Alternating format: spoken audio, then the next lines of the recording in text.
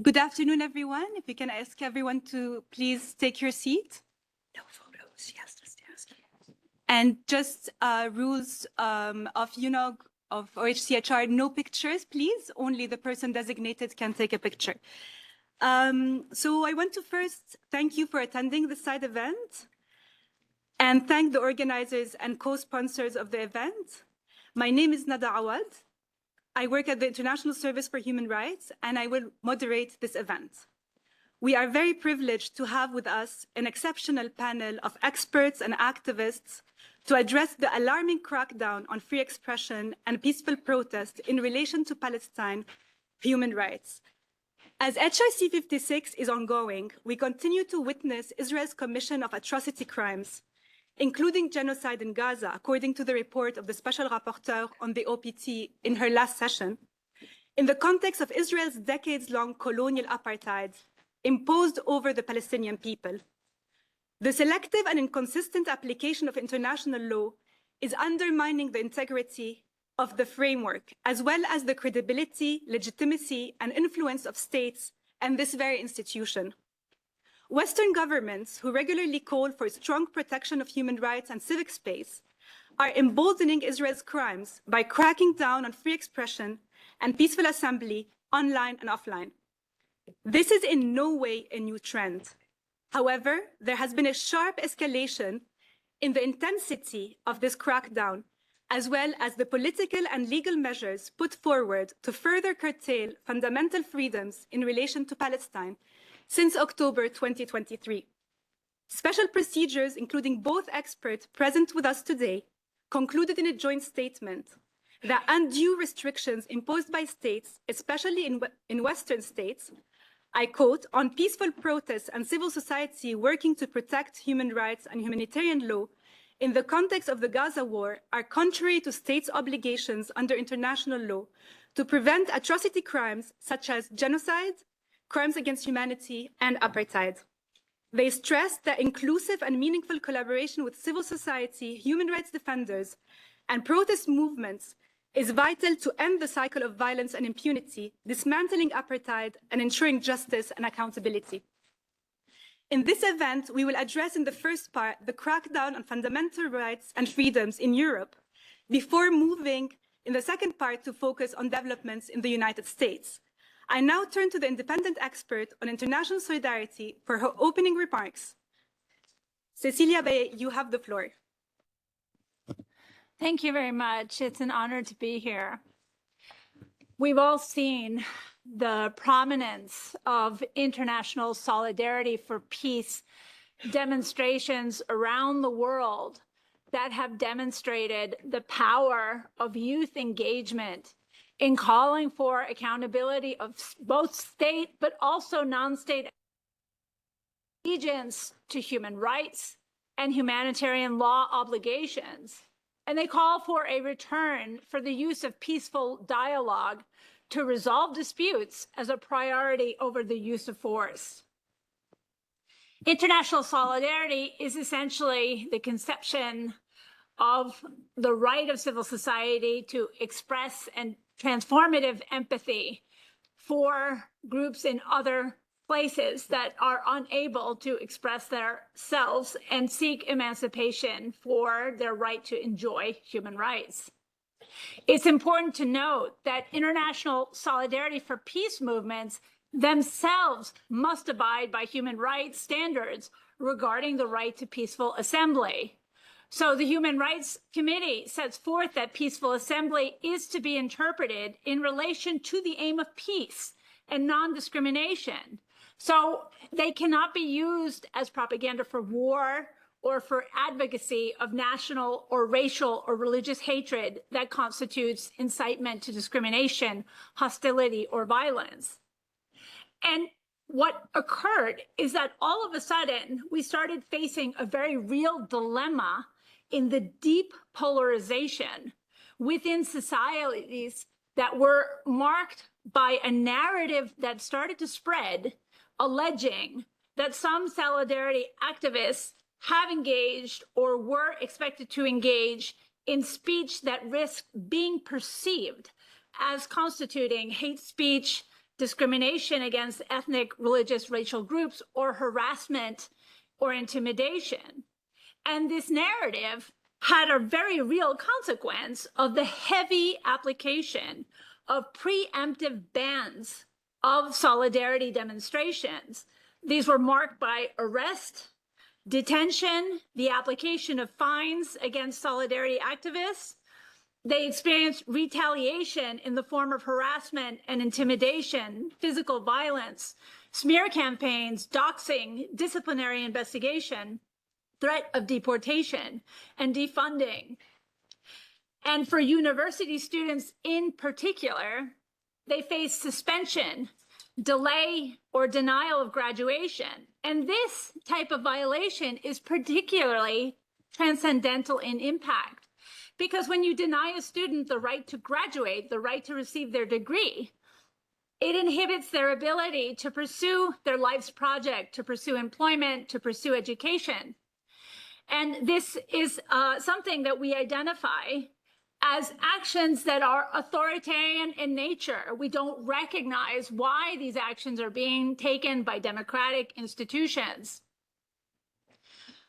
I really look forward to hearing from this panel about the protection dilemmas experienced by solidarity activists, but I also really want to know, how can we direct the solidarity engagement more directly to support the right to peace for both the Palestinian and the Israeli children and youth who deserve recognition of their right to full enjoyment of human rights equally. Thank you. Thank you so much, Cecilia. I will now turn to Amnesty International and the European Legal Support Center, who have been documenting and monitoring the crackdown on fundamental freedoms in relation to Palestine, who will address the situation in Europe. First, Julia Hall, international human rights lawyer and Amnesty's expert on counterterrorism and criminal justice in Europe. You have the floor. Thank you, Nana, and thank you to the independent expert for participating in our event. We do deeply appreciate it. The first thing I'd like to say is the reason that we are here. We've been very upset among ourselves that eyes are often distracted from what's happening on the ground. We do not want to draw attention to ourselves in that manner. The people on this panel want to give voice, want to amplify what is happening on the ground, want to scream to the rooftops about the abuses that are happening in Israel and the occupied Palestinian territory. We also recognize that it is often a deliberate tactic of states to redirect attention on student encampments or protests on the ground in Europe and in North America as a way of taking your eyes off the ground. And so we want it to be very clear that when we protest, when we're on the streets, when we're on campuses, we're in the corridors of power, we hope that we are giving voice to the victims and their families on the ground. I would like to start also by saying that the idea of repression of speech and protest in Europe and in North America is not a new issue. Repression and clampdown on speech far precedes October 2023. I point you in specific as an example to Amnesty's September 2023 statement on the preemptive bans on Nakba commemoration and remembrance events in Germany from May 2023. So let us not forget that this is not a new phenomenon when it comes to clamping down on speech. Likewise, when we talk about how protesters and students are being labeled as threats to national security or terrorists, let us remember that in the aftermath of September 11th, 2001, the architecture of counterterrorism exploded. And we know that in the 2 decades from 2001 to this date, we have had measures, policies, and practices in a drawer waiting for something like October 2023 to be retooled and used again. And so in many ways, everything old is new again when it comes to post-October 2023 and solidarity on the ground in protest and freedom of expression in solidarity with Palestinian human rights. Having said all that, I would like to give you some examples about how everything old is new again. And I will start with the United Kingdom, go to France very quickly, and then end with a couple of words about student protests in Turkey. We could sit here for about 2 hours and talk about the repression of speech, protest, freedom of expression in the United Kingdom. Students have lost their visas, people have lost their jobs, cultural spaces have been excluding people who want to give voice again to what's happening on the ground. But I'd like to draw your attention to March 2024, when the United Kingdom issued a new definition of extremism. The prior definition was something that was so overly broad and vague that it was shocking. The new definition even more so. And I've been saying in bilateral meetings with governments that the definition of extremism in the United Kingdom at the moment could potentially capture speech that I have been talking about in these bilateral meetings. So the definition in and of itself is a problem, but when you couple it with the way that the de-radicalization program called PREVENT works in the United Kingdom, we have a perfect storm of repression. It was the counterterrorism police commander himself who said that there's been a significant uptick in referrals to PREVENT between October 2023 and April 2024.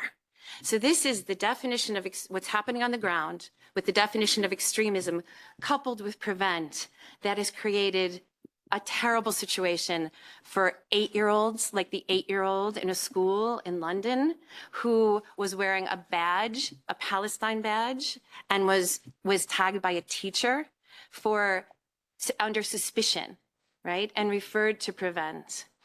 There was another case where a mother was called in because her child was saying something in a classroom. And the mother said, "Oh, we tell him not to speak about this outside the house." So the teacher, instead of thinking, what a difficult, horrible situation for Palestinians to be in, that raised her suspicions even further. So while we can talk about police violence in the streets and beatings and detentions and et cetera, we must go back to the ground level, to families and children, and the way that people are expressing identity and speech and the anxiety and fear and chilling effect that it is causing from the ground level up with families and kids and schools all the way up to the point, and you will hear more about this from our students, where people are being beaten in the streets. I would like to add that Amnesty International, in a November 1, 2023 report that was full of research prior to October 2023, called for the abolition of the PREVENT program, specifically because it discriminated against Muslims, Arabs, and people perceived to be so. After October 2023, we see speech and action on behalf of Palestinian human rights and in solidarity with Palestinians being a prime target of that program. So again, this precedes 2023, October 2023. Moving on to France very quickly, because I fear that in some of our meetings and in some fora, France is actually not mentioned very much. But in a 2017 report by Amnesty International called Dangerously Disproportionate, which covered 14 countries across the European regional space, including France, there's a section on freedom of expression where we call on all governments to repeal or abolish laws that on apology or glorification of terrorism. Those laws are vague and they're broad, and often people speak in a way that is not meant to incite violence, with speech that is covered. The number of prosecutions, fines, and targeting of people in France for apology of terrorism has increased dramatically since October 2023. And again, specifically targeting people for online speech in solidarity with Palestine and Palestinians, or speech at protests. Finally, because I have only 1 minute left, I would like to go a little beyond Western Europe and talk about a group called 1,000 Youth for Palestine in Turkey. Turkish students are acutely aware of the disconnect between their political leaders' speech at podiums, in political fora like this, allegedly in solidarity with Palestinians, and the ongoing trade and business relationships between the Turkish government and Israel. So this group of students has been on the street, they've been protesting, they've been drawing attention to that hypocrisy. They've been detained, they've been beaten in vans, they have been rounded up. And I would like to note that just because you are protesting in a Muslim country, and just because your leaders are saying that they're in solidarity with Palestine and with Palestinians, maybe all the time, that ain't so. And these students are trying to draw attention to that. So I would like to finish my comments by asking you to maintain the course, keep it up, protest on campuses, on the street, be in these corridors of power to continue to fight on behalf of solidarity for Palestinians and what is going on the ground in Gaza, the West Bank, East Jerusalem. Thank you very much. Thank you very much, Julia. Staying on Europe, I will now give the floor to Nadija Samour, Senior Legal Officer at ELSC and Criminal Defense Lawyer in Germany.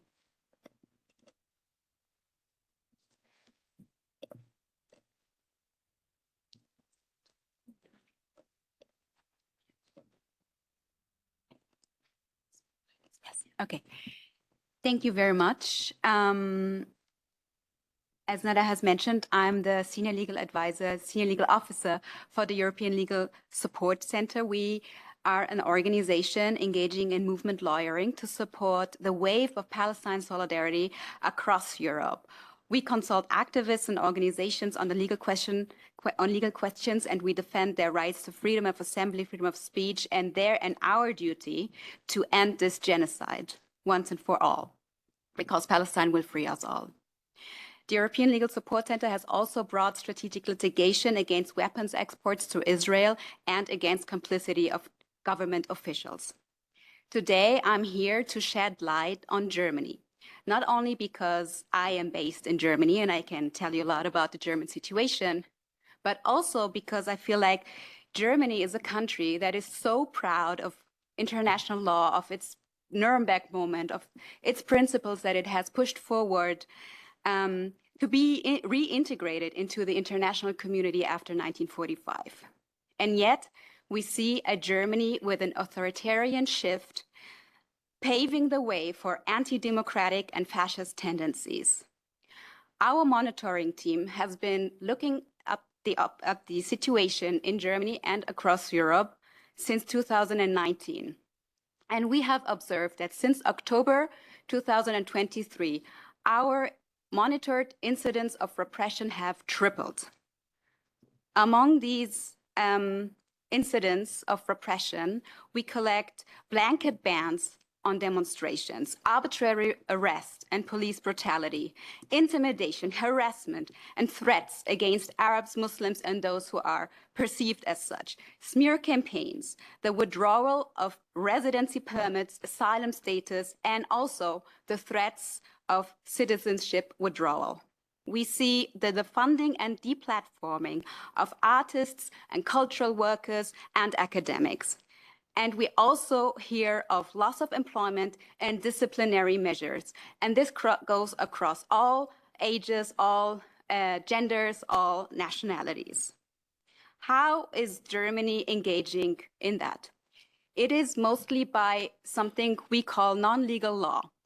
Germany is creating legal gray zones by adopting the IHRA definition of anti-Semitism and by passing an anti-BDS motion in the German Bundestag in 2019.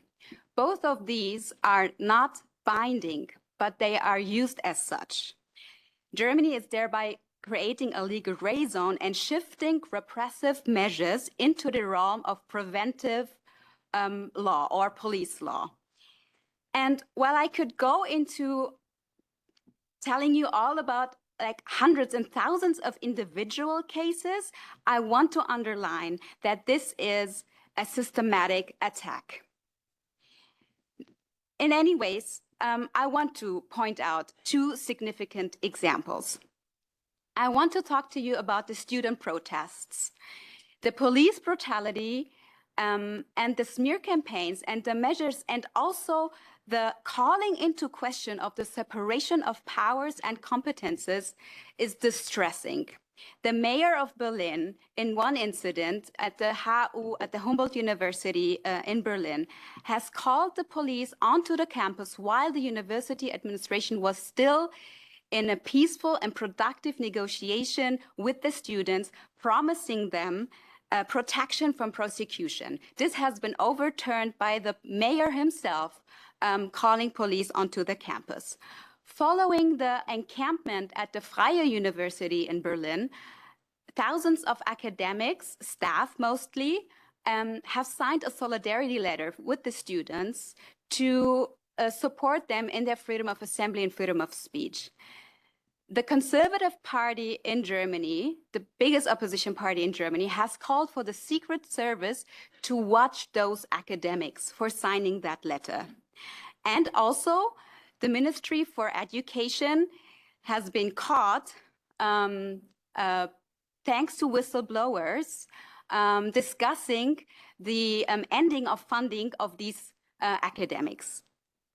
Another appalling example of repression against Palestine solidarity is the Palestine Congress that took place in April in Berlin, mainly organized by our Jewish comrades from the organization called Jewish Voice for Peace. Now, I don't like to stress that these comrades are anti-Zionist Jews, but I need to do it. Why? Because the Ministry of Federal Affairs has willfully and maliciously misrepresented this Congress as a Congress of Islamists. And I want to refer to what my colleague Julia had said. Engaging in this anti-terror framework or in this anti-extremism framework is something we have seen and something we have come to fear. The Palestine Congress was incited against by politicians, decision makers, using press to call the Congress of Jew haters, a Congress of Israel haters, and so on and so forth. Knowing that the banning of the Congress in advance is unlawful, the authorities waited until the day of the Congress and provoked the banning of it on the spot.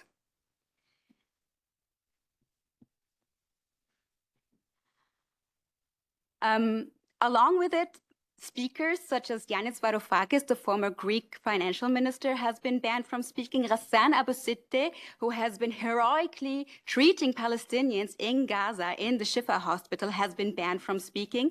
The Jewish Voice bank account was suspended, and the bank demanded that all the Jewish members be named by name and address to the bank. I've talked already about the willful and malicious misrepresentation of the Congress as such. We won the cases concerning that Congress. We won the cases, but it was a willful sabotage of that Congress, and there's no reporting on the success that we had at courts, and there's also intentionally no learning on the side of those in power. I want to come to an end now, but I want to stress one important thing.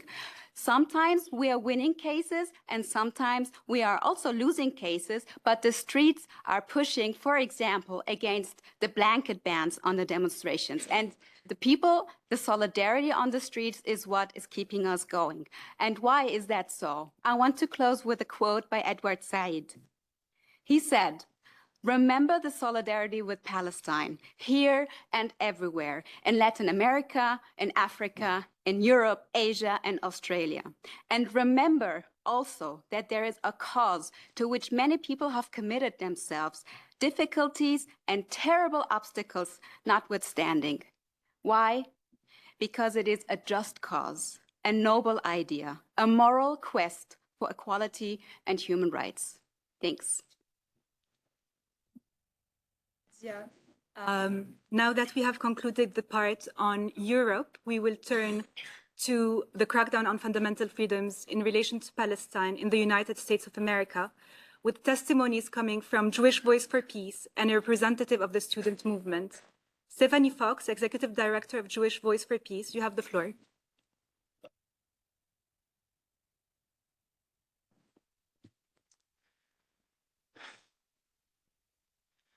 For over 8 months, we have all watched as Western states partner with the Israeli military in this genocide of Palestinians.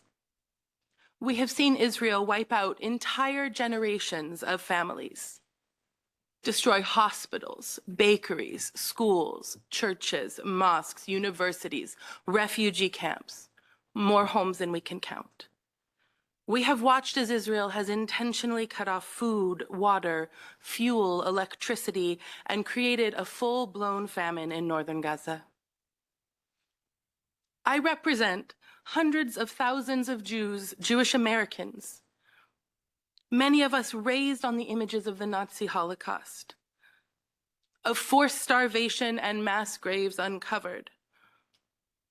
We understand the way dehumanization marked our families for elimination. And so we understand in our bones that there are no sidelines in moments where such crimes against humanity are being carried out. There's no sidelines.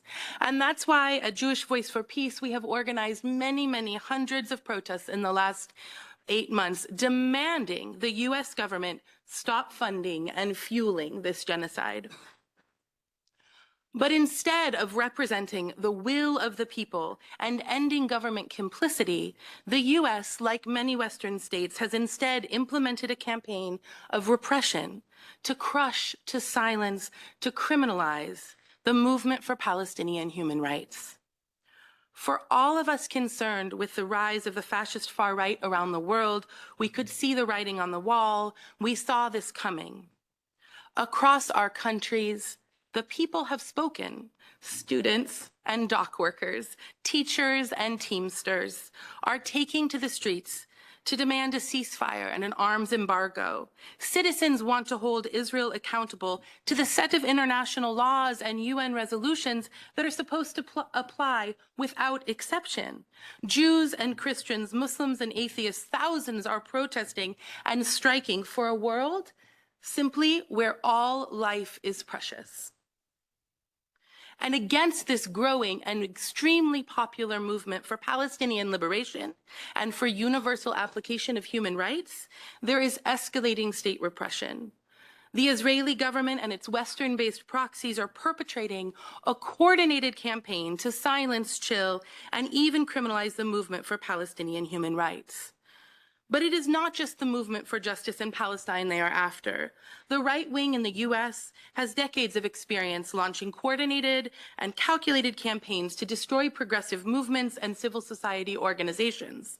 The playbook is well worn, from legislative attacks on critical race theory, affirmative action, trans healthcare, reproductive rights, to militarized police violence on protests for racial justice, indigenous sovereignty, or immigrant rights, to litigation persecuting climate justice activists or the labor movement. These attacks roll back progress made by these specific social movements, and they endanger those specific communities, but also they aim to fundamentally erode the foundations of democracy. It's these repressive attacks and tactics don't operate in isolation. They're part of a highly coordinated campaign, and it shares in this moment three common patterns that I want to draw attention to today. First, there is the laundering of manufactured lies from the far right and then embedding them into the mainstream. We're seeing blatant fabrications about supposedly shadowy connections in the funding of the movement for Palestinian freedom, or slanderous claims falsely linking the anti-war student protests to foreign governments and actors. These accusations, to be clear, began in a bulletin from the Israeli Ministry of Strategic Affairs, get printed in right-wing publications like the Jerusalem Post, Law Enforcement Today, New York Post, and then make their way to the mainstream, where the head of the Anti-Defamation League gets up on mainstream television and slanders groups like Jewish Voice for Peace or Students for Justice in Palestine without pushback. Second, the use of lawfare tactics by states, supported by powerful non-state actors, to shrink civil society space. This encompasses a broad range of tactics through litigation, regulatory attacks, demands that government investigate, and in universities, this looks like banning student groups like SJP and JVP or creating draconian administrative processes to punish students on and on and on. These are all blatant attempts to rip apart the infrastructure by which grassroots communities can assemble and organize. Third, Politicians create legislation that criminalizes protest. The wave of civil disobedience and opposition to the US-backed Israeli genocide in Gaza are no surprise, being met by a wave of both militarized police violence and a new spate of focused legislation. 5 US states and many more are in the offing have passed bills in recent months to criminalize, for instance, the blocking of roads or highways, some of them explicitly pointing to Palestine solidarity protests. You know, at JVP, one of the things I love most is that our membership is made up of activists and leaders who led in basically every justice movement in living memory. And that is true across the entire Palestine solidarity movement. And so throughout these 8 months, you have seen this gorgeous enlivening and extension of tactics used through every movement in that lineage leads us here today, right? You see tactics drawn from ACT UP or the anti-apartheid movement, from the labor movement, from Vietnam War, the civil rights movement. The student encampments clearly derived from the successful encampments of both the anti-war protests against Vietnam and the anti-apartheid struggle in South Africa. So the fact that lawmakers are today zoning in on these very tactics to bar and ban them is extremely concerning. Finally, all of these repressive tactics are promoted under a false banner that the Israeli government and the political ideology of Zionism are synonymous with the Jewish people. This intentional conflation of political Zionism and Judaism is a dangerous, dangerous anti-Jewish act, holding all Jewish people as a people responsible for the genocide committed by the Israeli state. This is morally reprehensible, and it is itself anti-Semitic and puts our Jewish communities in danger. Fighting anti-Semitism is central to our movements for collective liberation. So attempts to misstate and misdefine anti-Semitism in order to shield the Israeli government for accountability of crimes against humanity, or providing impunity for Israeli war crimes, or fracturing our movements, this is an outrage. And the central tool of this effort to do so is the long-standing campaign to legislate, as was referenced, the controversial International Holocaust Remembrance Alliance definition of anti-Semitism. Academics, the lead author of the definition, every editorial board of newspapers, civil rights experts have overwhelmingly fought against adoption of this definition. But it is continually pushed by adoption by states and corporations, and I cannot say it clearer. Making Jewish people the face of the US-Israel war machine is dangerous. The far right is rising around the world, and with it a real and violent threat against Jewish people, but rather than talking about or working together to defeat fascism and injustice everywhere, Western states are misdefining anti-Semitism in order to justify ongoing genocide and fascism. The IRA definition makes possible an Orwellian world where the largest Jewish justice protests in recent memory are listed as data for anti-Semitic incidents, while MAGA Republicans responsible for forwarding real anti-Semitism are the ones leading sham congressional hearings about campus anti-Semitism. It's an outrage. It is time to de-exceptionalize Israel. The playbook the Israeli government is using to shut down all Palestinian organizing everywhere is not new. It falls in line with the tactics and tools of authoritarian regimes all across the globe and throughout history. The coordinated campaign of repression from the Israeli government must be called what it is, a fascist regime using fascist tactics. Repressing the movement for Palestinian rights is a wide open door for authoritarian policies, eroding democratic rights, and shuttering the space for civil society everywhere. I'll close with just one final remark, which is that Palestinian journalist Motaz Azaiza has said, "Do not call yourself a free person if you cannot stop a genocide that is still ongoing." I think about this every day. It is a responsibility of states to ensure that we have the right to continue to act in solidarity, and even more so, to end the genocide that is still ongoing.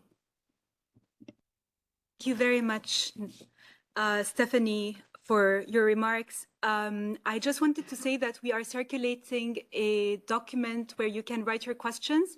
If you want to ask a question, because we will have very little time, please write it down and bring us back the document. I will now move to Dalia Darazim, Palestinian American student at Columbia University and a member in Columbia University Students for Justice in Palestine and the Apartheid Divest Coalition.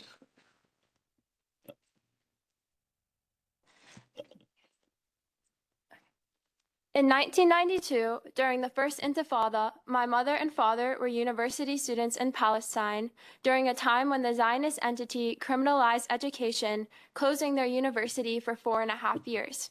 I proudly carry my parents' legacy and their Palestine with me, and now 32 years later, I see remnants of the same system of repression enacted on my campus in New York City and across all college campuses that are sites of resistance. Our movement today, following the revolutionary tradition, is coined the Student Intifada. For the last 8 months, thousands of students in the heart of the empire committed ourselves to becoming a student of Palestine. From Columbia to UCLA to Cambridge to Humboldt, students refused to pay for genocide with our tuition dollars. We can still hear the cries of 6-year-old Hind Rajab, who spent her last days besieged in a car surrounded by the massacred bodies of her martyred family, begging and pleading into a phone to be rescued as the IOF used 355 bullets to murder her and the emergency services sent to rescue her. What these past few months made evident is how our universities, which promise higher learning, are built off of this war-making infrastructure. At Columbia, our Board of Trustee members Jay Johnson, Victor Mendelsohn, and Abigail Elbaum sit on the boards of Lockheed Martin, BlackRock, and HEICO, companies actively producing weapons of mass destruction used in the genocide in Palestine. On April 30th, in response to Columbia's explicit claim that they will not divest from Israel, students renamed a university building after Hind Rajab. While the university sanctioned the death of thousands of Palestinian Hinds, New York City Mayor Eric Adams worked in collusion with U.S. and Israeli billionaires in a WhatsApp group chat to suppress our protests. Chat members attended private briefings with the former Israeli Prime Minister, a member of the Israeli War Cabinet, and Israel's current ambassador to the United States. It is through this deadly alliance between our university, the state, and the Zionist entity that Rebecca Weiner, faculty at Columbia and the deputy of the counterterrorism unit at the NYPD, gave the okay for the Israeli-trained NYPD to fire a gun, use flash grenades, and brutally arrest 109 protesters in and around the building. In addition to this direct collusion, I witnessed echoes of the same Zionist tactics of repression my parents lived through in Palestine, instituted on Columbia's campus. Over the last 8 months, Columbia routinely closed university gates and required ID to enter in response to pro-Palestine protests. While nothing in comparison to the checkpoints throughout the West Bank, this restrictive movement has ideological ties to the tactics of the Zionist regime. Additionally, on January 19th, 2 Columbia IOF soldiers deployed skunk water at a pro-Palestine protest, resulting in the hospitalization of 15 students.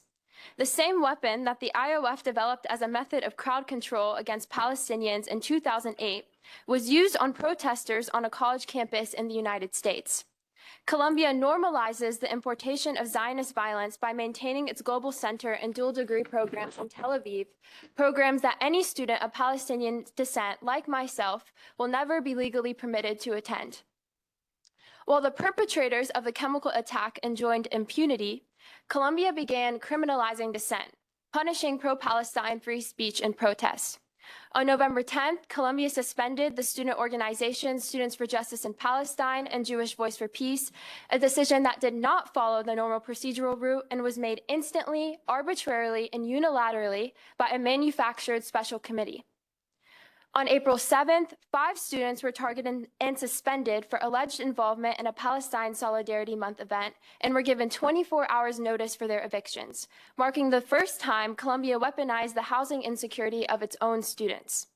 The same precedent was used to suspend 119 students during our Gaza Solidarity encampment. While Columbia creates artificial charges to sanction its students, the Zionist entity holds thousands of Palestinians in administrative detention without charge or trial. Similarly, as the Zionist regime criminalizes the mere existence of the Palestinian flag, since February 23rd, Barnard College of Columbia University instituted a no-dorm decor policy, advertently targeting pro-Palestine students who use their doors to hang the Palestinian flag.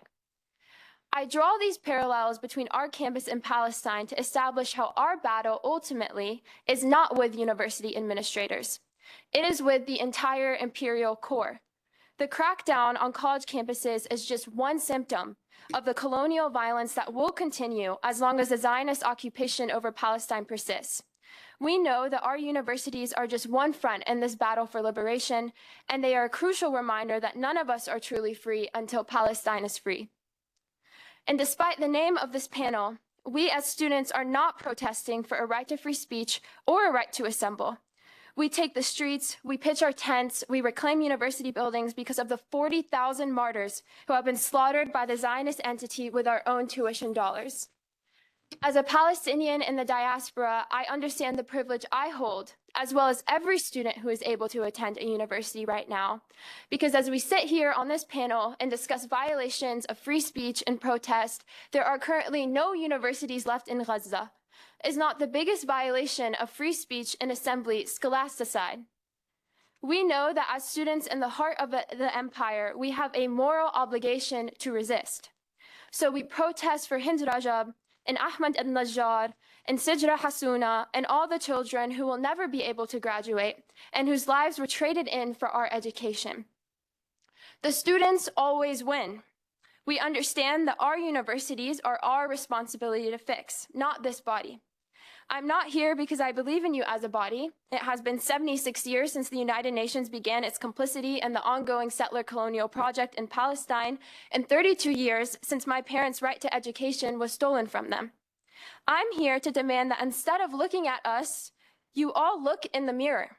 How are you an equally complicit partner in this genocide? Why is food and aid not getting into Gaza, but US and European-made bombs, bullets, and arms are steadily pouring in without a problem? I reject your spectacle on college campuses and ask you to look at Palestine. What actions are you going to take to stop the genocide against my people?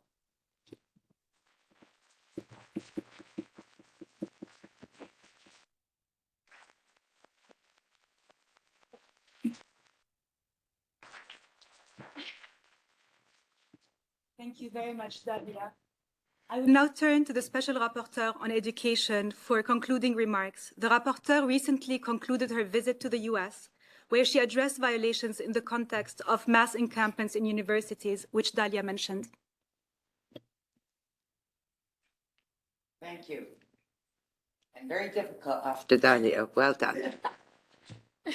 So, yes, as the Special Rapporteur on Education, and many other mandate holders, as Cecilia said, we have been focusing on the situation of Gaza since October 10th. And repeatedly, we have given statements about what's happening there. And yesterday at my dialogue at the Human Rights Council, I said, it shows how little power we have as monitoring mechanisms to make a difference for the people who are suffering. So let me just start with that. I did go to the United States on an official visit, which was not supposed to be about the protests. But it so happened it coincided. And at the end, between April 29th and May 10th, I had occasion to actually visit or engage with some 7, 8 different universities, students, as well as staff and academics. We then subsequently, as mandate holders, had another meeting with a lot of the protesters, the students and staff of various universities, to try and see what it is. First of all, I think all the mandate holders really salute all of you who are standing up and speaking truth to power. When I was in the US, I was horrified by the testimonies that I received.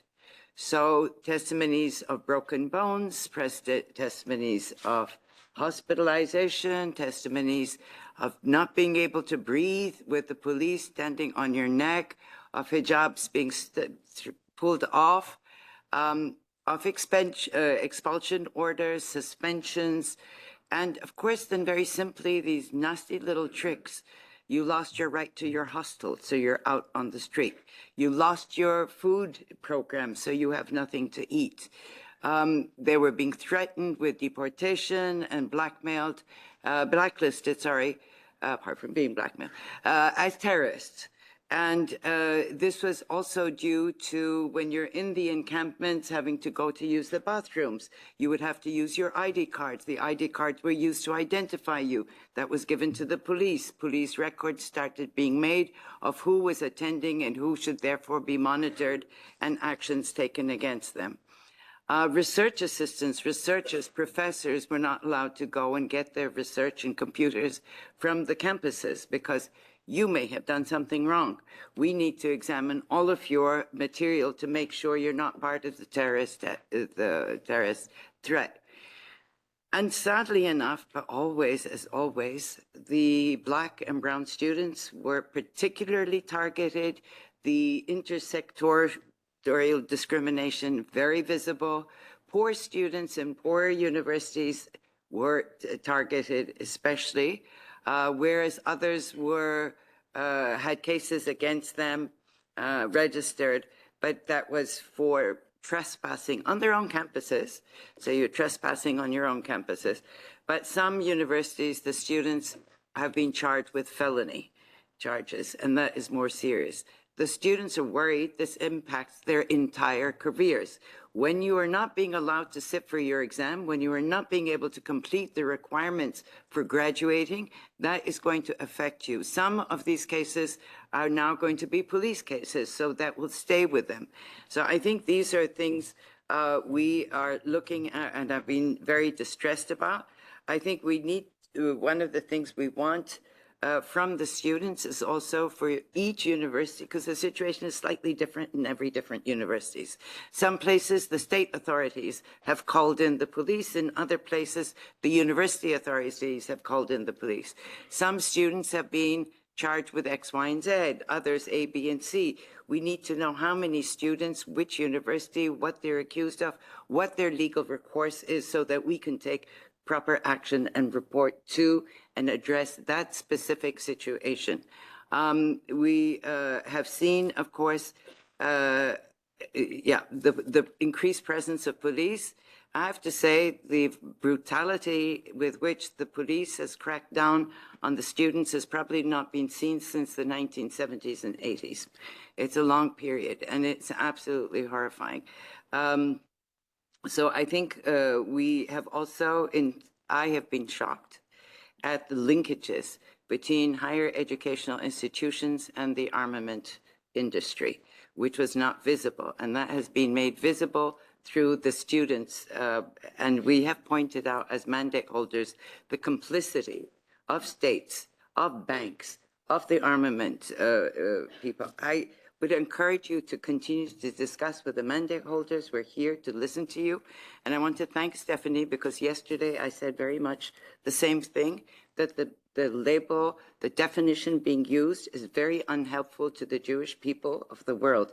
And it's not acceptable to equate a political ideology or a state and its actions with anti-apartheid, which means all of the Jewish people. Thank you.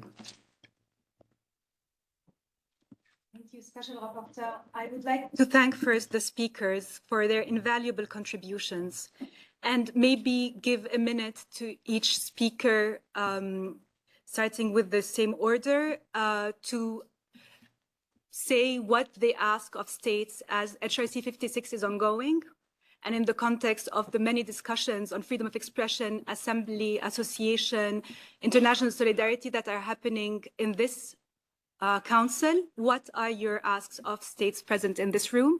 And a question that we got was, what mechanisms could be enacted to ensure an end to impunity?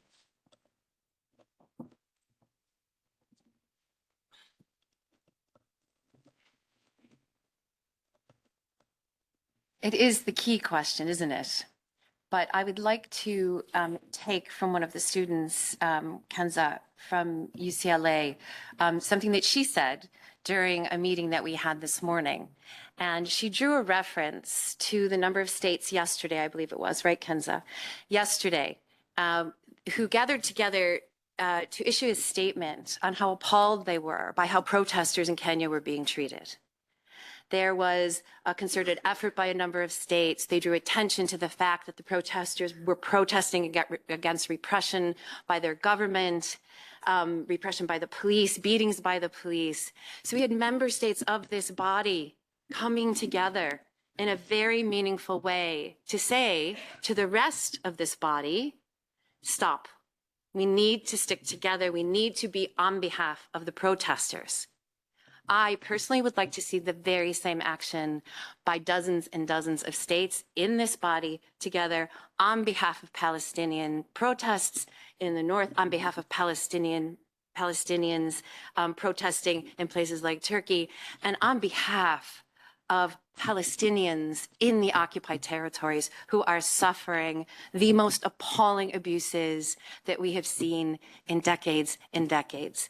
If we can do it for one state, we can do it for another state. And so thank you, Kenza, for that inspiration. And I hope that inspiration spreads on to the states who have so far completely remained silent when it comes to the same issues of protest on behalf of Palestinian human rights.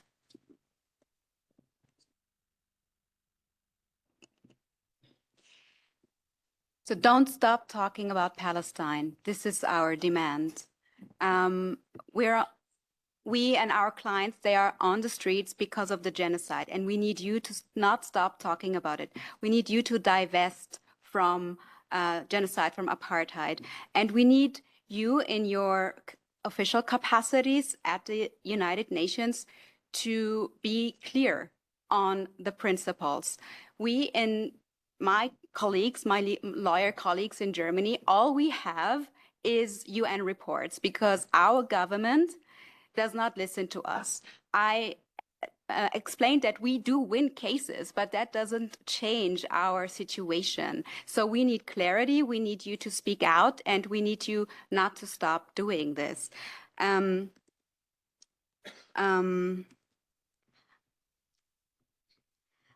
We do have recommendations to special rapporteurs and also to particular states. I was not prepared for that. Right. Thank you very much for mentioning this, for reminding me of this. We need you to, in your reports, when you do speak out, to speak out clear and not engage in a both-sidism rhetoric, because this isn't an issue of both sides.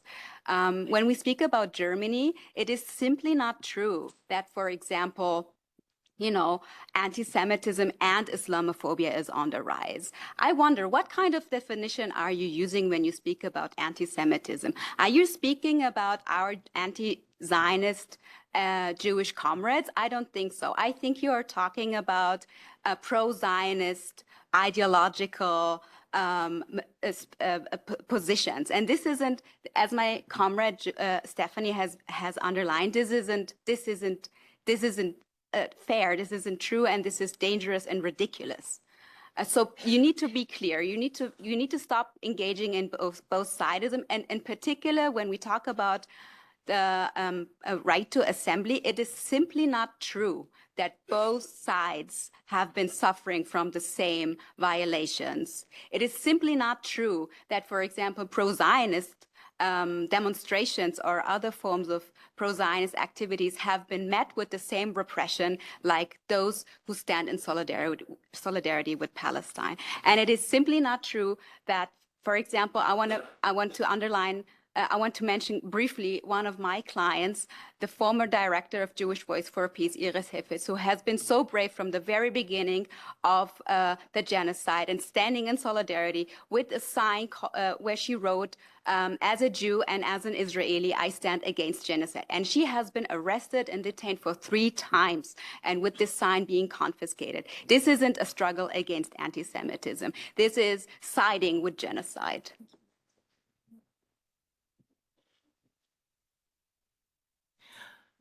So the end of impunity would look like accountability for war crimes and crimes against humanity that the Israeli regime has carried out with the full backing of the West.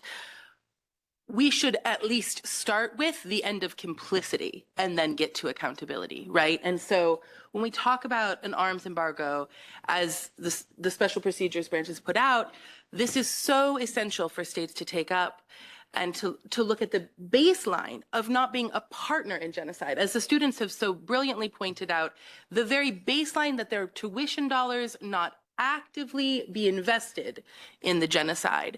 And the same should be that the calls for ceasefire that are coming even from places like the Biden administration are accompanied also by, with the other hand, continuing to arm the genocide directly. So that is what must begin. And then beyond that, obviously, we want to see accountability for all, no exceptions under international law. The one other piece I will say to underscore is to reject fully and full-throatedly and groundedly the IHRA definition and all attempts to instrumentalize accusations of anti-Semitism to shut down Palestinian organizing, Palestinian liberation movement. It is an outrage, it's dangerous for Jews, and it's deadly for Palestinians, and it has to stop. Yeah, I think at the university level, as I pointed out, the very basis and the foundations of our university is built off of war-making infrastructure. So on the university level, we ask you to not just support us as students, but to support what we're fighting for, which is divestment from the Zionist entity. And I think for this body as a whole, I'll stress again that it has been 76 years since the occupation started. So I think you are all aware of what the demands are from this body, what Palestinian liberation looks like, and what we want that to look like. But on the university level, we ask you to support our calls for divestment and ask that your solidarity not just be with the student movement, but with the students of Gaza. To all our speakers, we are available outside if you have questions and if you want to continue the discussion, but unfortunately we have to end now. Thank you very much.